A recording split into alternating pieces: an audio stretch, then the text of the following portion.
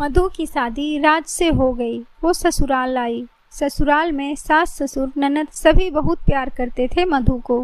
मधु सबका प्यार देखकर सोचती थी कि जरूर मैंने कोई पुण्य किए होंगे जो मुझे इतना अच्छा ससुराल मिला है।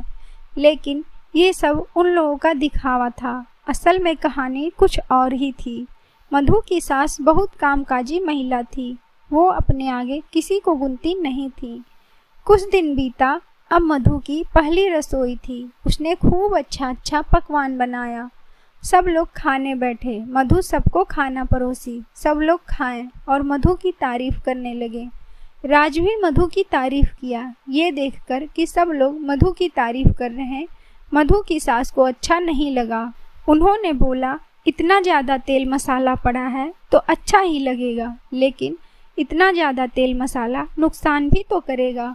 सब लोग हामी भरते हुए शांत हो गए। मधु भी सोची, माँ सही बोल रही। अगले दिन मधु बहुत कम मात्रा में तेल मसाला का प्रयोग करके खाना बनाई। आज भी लोग तारीफ किए। राज भी बोला, मधु आज तुम और ज़्यादा अच्छा भोजन बनाई हो, हेल्दी और टेस्टी दोनों है। मधु मुस्काई और सिर झुकाकर सबको खाना परोसने लगी। मधु की सास को मधु की तारीफ सुहाता नहीं था। उन्होंने आज फिर बोला, आज खाना बहुत फीका लग रहा, मेरे से तो खाया ही नहीं जाएगा, और उठकर चली गई और जाके किचन में खुद से ही कुछ बनाने लगी। इतने में ननद भी जाके अपनी माँ का हेल्प कराने लगी और माँ बेटी कुछ बना के लाके बैठ के खाने लगी। खाते खाते ननद बोल रही, माँ आप कितना अच्छा खाना बनाती हैं, आपके हाथ के खाने की बात ही अलग है। तब तक मधु भी बोल पड़ी। मधु बोली, हाँ ननद जी, माँ के हाथ के खाने की बात ही अलग होती है। मेरी माँ भी बहुत अच्छा खाना बनाती है। तब तक सास बोली, तुम्हें क्यों नहीं सिखाई जब इतना अच्छा खाना बनाती है।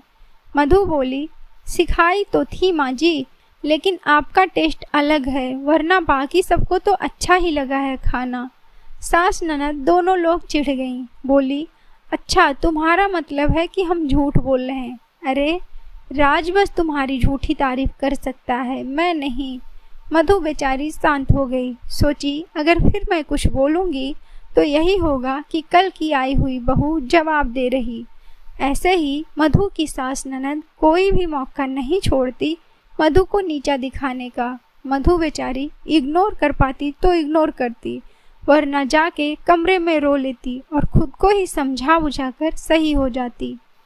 कुछ दिन बाद मधु की ननद की भी शादी हो गई और संयोग से ननद का ससुराल मधु के ही ससुराल की तरह मिल गया।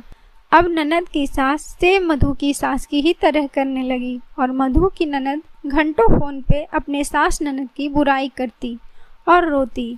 माँ बड़ी परेशान थी अपनी बेटी को दुखी देखकर, लेकिन कभी नहीं कहती कि मैं भी एक सास हूँ और मैंने क्या किया है अपनी बहू के साथ। उनको कभी अपनी गलती का एहसास नहीं होता। वो अपनी बेटी के लिए रोती रहती, सबसे अपनी बेटी का दुखड़ा कहती। एक दिन मधु भी बोल पड़ी।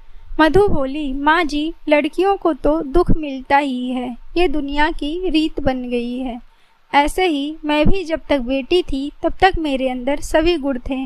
जैसे ही मैं बहू बन के आई मेरे अंदर बस बुराइयां ही दिखी आप लोगों को। सेम यही सब आप लोग भी किए हैं मेरे साथ।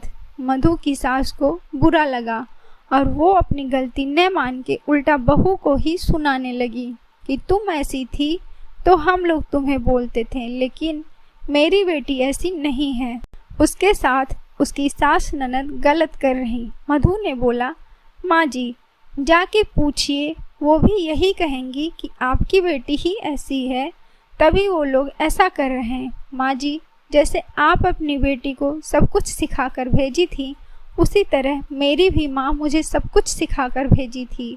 बस बात ये है कि यहाँ पर आप सास के पद पर हैं तो मुझ में बस बुराइयाँ नज़र आती हैं, और अपनी बेटी की माँ है तो उनमें सब अच्छाइयाँ ही दिखती हैं।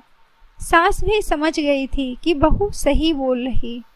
तो दोस्तों हमारी कहानी यहीं पे ख़त्म होती है। अगर आपको वीडियो अच्छी लगी हो तो वीडियो को लाइक करिए और अपने दोस्तों रिश्तेदारों में भी इसे शेयर करिए ताकि उनको भी इस स्टोरी से कुछ सीख मिले। धन्यवाद।